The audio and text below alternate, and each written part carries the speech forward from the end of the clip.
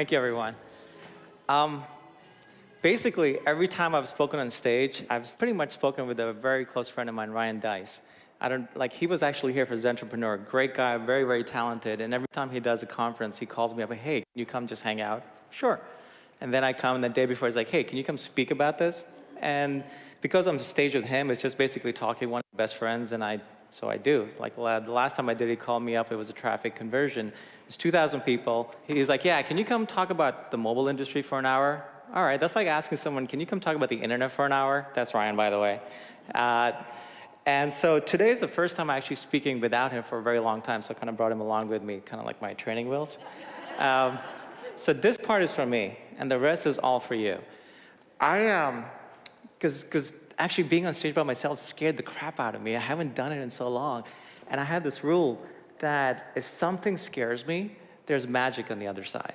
And that's the only way to experience magic, is like when something just scares you from inside, but you know it's like a tingling scaring, you gotta go do it. You gotta jump off that cliff. That's like every time I've had great things happen in my life when I felt the fear and I jumped off. I mean, I've fallen off cliffs sometimes, I'll be honest, and got my bruises. But I tell you, half the time you sprout wings. It is the best thing ever. So here I am sprouting new wings in front of you. So thank you for this.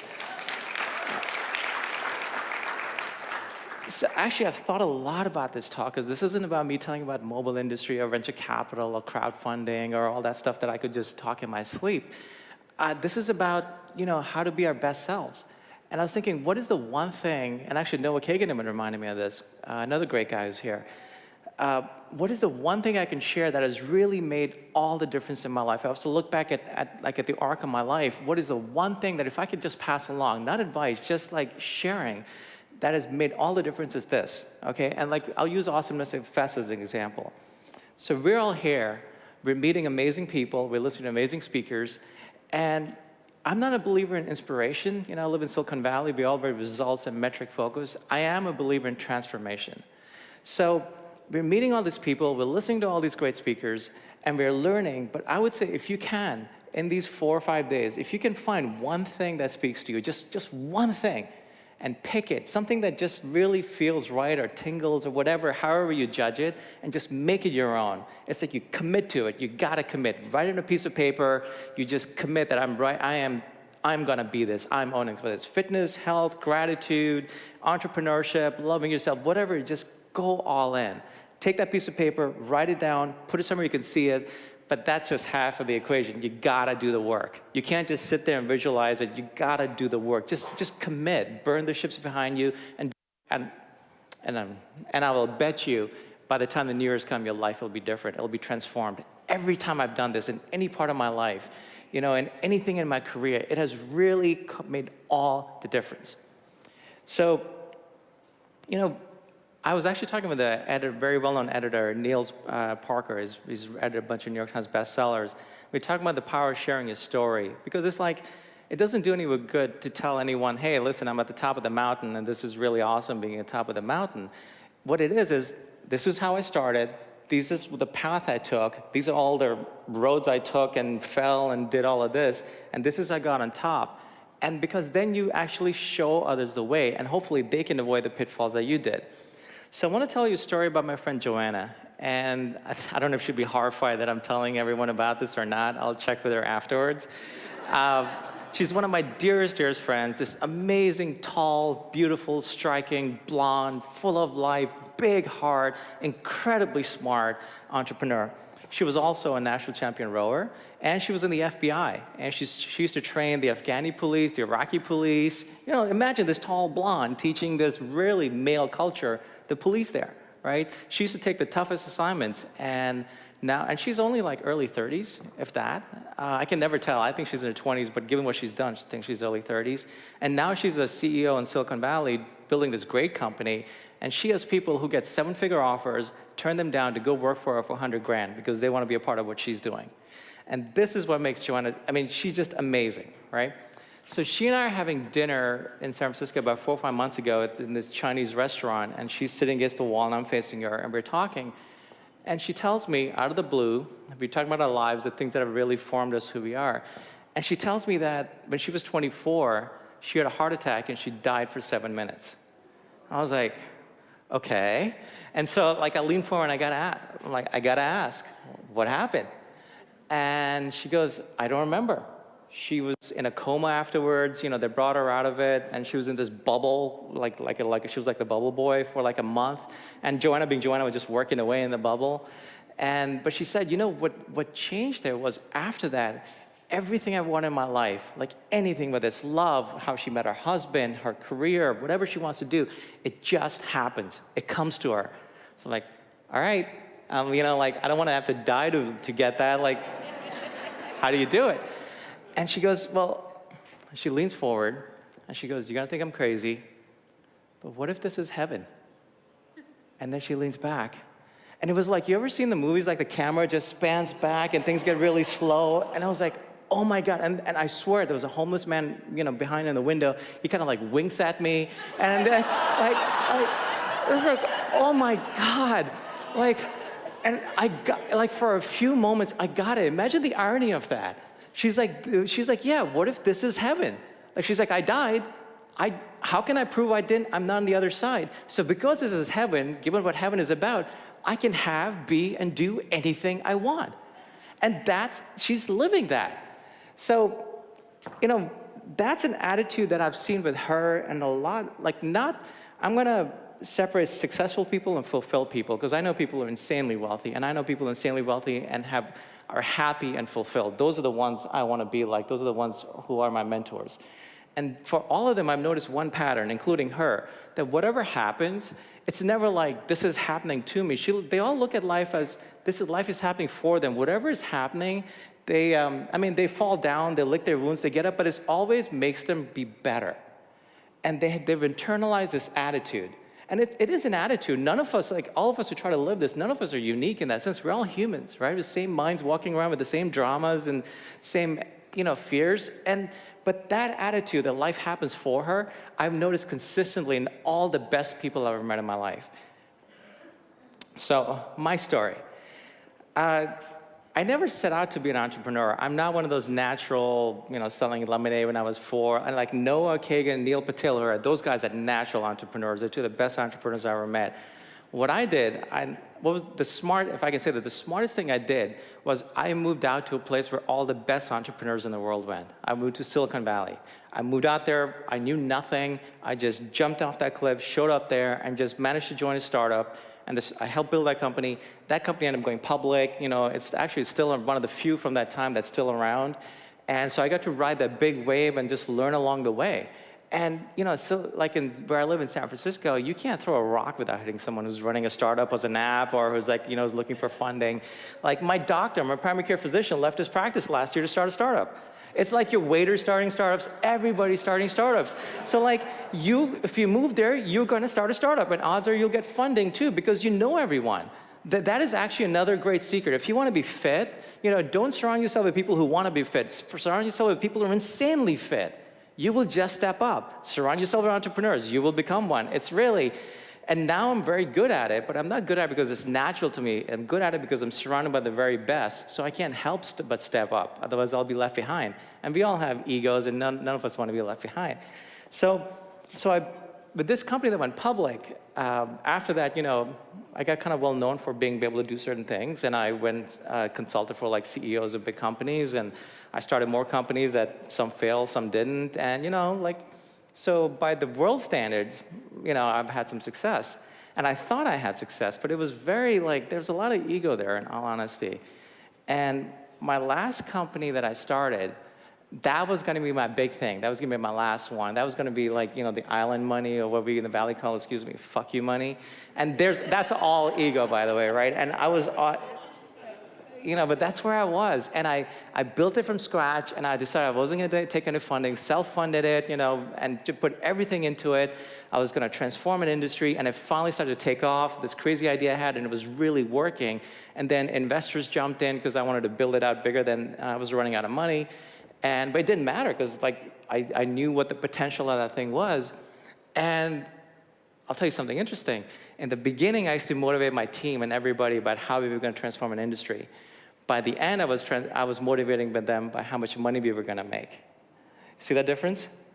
Can you see that I would make different choices as a CEO? I would choose different partners. So can you guess what happened?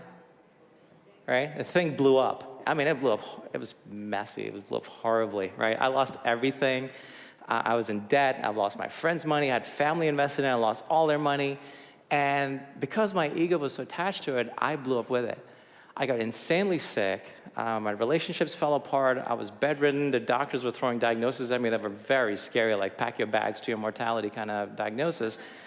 And I tell you, if I was depressed, that was a good day. I was just, I thought about suicide, the works.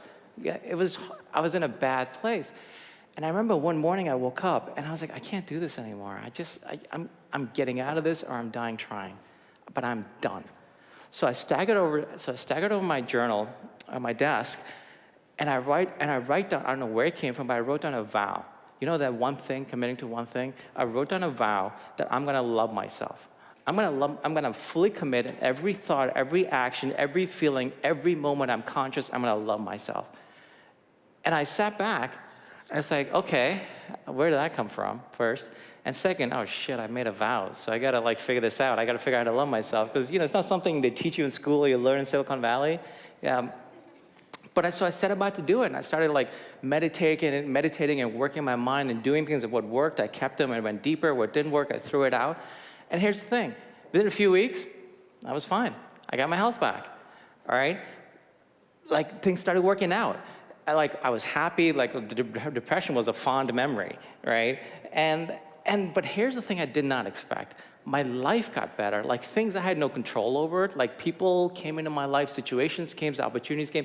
I could never have reached out. It was purely because all I did was commit to loving myself, and I went all in. I was gonna love myself or die trying. And everything changed, right? So now, it's very interesting. Before we get to that point, the book. So I used to share what I did with people, and it really helped them. So a lot of them were like, hey, listen, you need to write about it. So basically, to shut them up, I wrote this little book. It's 8,000 words. Really, just 8,000 words. No publisher would have published it. I self-published it. I figured there would be 10 copies sold. 8 of them I would buy to give them to my friends and be done. And really, I was so shy about it. Silicon Valley, you don't talk about loving yourself, right? And the book's called Love Yourself Like Your Life Depends on It. And within 5 weeks, it was the #1 self-help book on Amazon. No marketing, me really hiding, not telling anyone. The book, you know how they talk about things go viral? The book went viral. That book has gone on and sells more copies than a lot of New York Times bestsellers. It just continues selling and selling. And I get emails every day from people it's changed their life, they stopped them committing suicide, all these groups use it. That changed my life. What's different now is that, and because of that, it's insane. I have success now in different things, but I have a different kind of success, fulfillment. Because I realized, what did I do with the book? All I did was, I expressed my true self. Full on open, this is who I am, this is how I've screwed up, this is how I got out of it, and this is how anyone can replicate it. All I did was, the only secret there is I put a little piece of my heart in every word. That's it, and anyone can do that, right? And whatever they do, you can put your heart into it and be your full-on self, and that's it. And so now, I'm Silicon Valley, I run a successful venture fund, I write books, my books do very well, I get asked to come speak at events like this. I don't need to buy an island. I'm on an island. I'm meeting great people, right? This is better. Who wants to be alone on an island? My only rules now, and because I get lots of opportunity, I'm in a great place in my life, but I only take opportunities with people I love. Only people I love. I will do anything for them, and I only work with people I get opportunities to put people who invest in my fund. I turn them down if something about them doesn't seem right. I'm sorry, I don't need your money, because money has energy. And money, funny enough, when you start being your real self, is the easiest thing in the world. You just stop worrying, and it just comes. I know everyone says it, but there is a couple of keys to it. The other one is that whatever I do is an expression of me.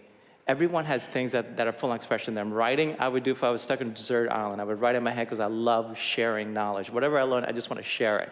And the fund, I love helping entrepreneurs. And this is a very lucrative way of helping entrepreneurs. And it's just me. Like, it's stuff I would do whether I had money or not, and it just comes. And that's like the simple secret, right? So I don't necessarily believe in success anymore. You know, I'm surrounded by insanely successful people, but I also know their dark sides, and I also know like my dark sides. So like, what I just care about is fulfillment. And there's basically 4 things that matter in fulfillment, and which includes my, worldly success. First is it's got to be a pure expression of yourself, whatever that is. And people talk about finding your passion. For me, this is a definition, just what is you? And I think that actually helps people when they're trying to find their passion. Just what is an expression of you? That's it. The second, this is actually easy. If it's an expression of you, you gotta give your all, because you know when you're holding back. We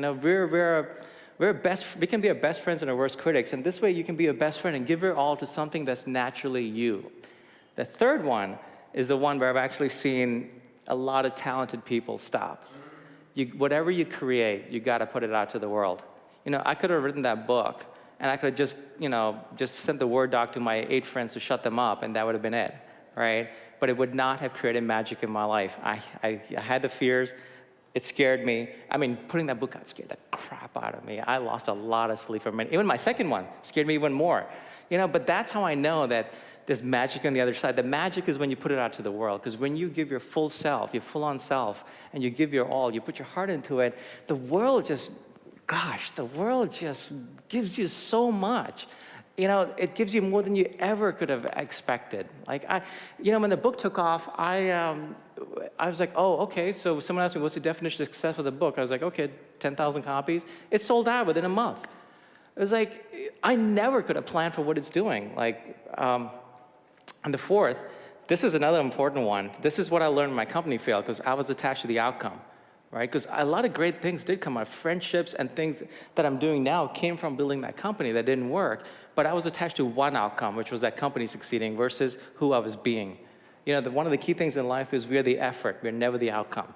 And if you do that, if you just focus on your effort, who you are, expressing yourself to the world, and just setting it out to the world, ironically, the outcome is far better than you could have planned for. Guaranteed. I mean, really, guaranteed. So, and what's the prize?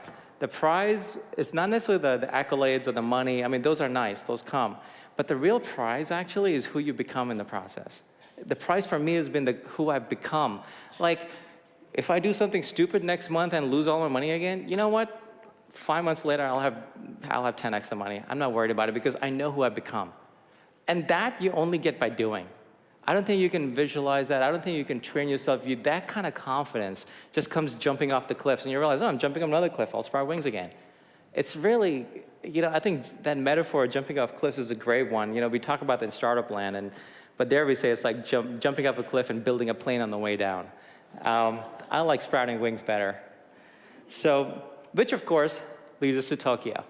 When I came back from Tokyo, an interesting happened. I checked my bank account, and like 2/3 of my money was gone. I was like, what the hell? Did I get robbed?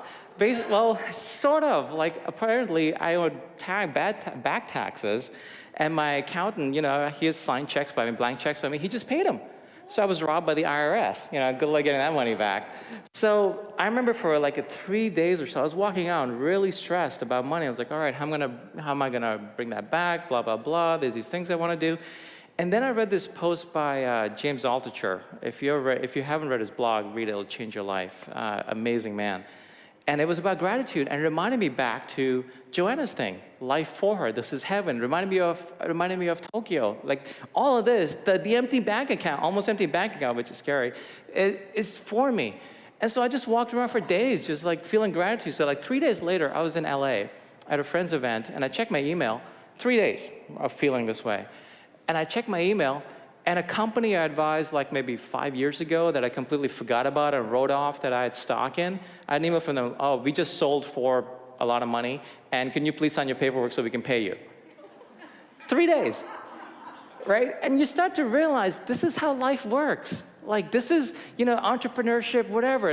All entrepreneurship is an expression of you. I think a lot of people get caught up in the, I'm an entrepreneur. I'd say be the entrepreneur that's a fulfilled entrepreneur, and the only way you can do that is if it's expression to you. I know people who go for the money and they do well at it. I'm not one of them. I will always screw up if I go purely for the money, but if I go for what's an expression of me, the world is just amazing. And it goes back to that one thing. If I can just leave you with that, it's just, find your one thing. Pick one thing. It doesn't matter. Do it for a month, 30 days. Trust me, your life will just blow you away. I mean, it does each time I do it, and I'm lazy. So I'll do it, it'll be amazing, then I'll get lazy, and I'll fall, and I'll be like, oh yeah, then I'll go do it again. And that's okay. That's part of life, part of being human. I learn about it, then I write more books. And, so that's my talk, and I hope this has been of value to you. Thank you.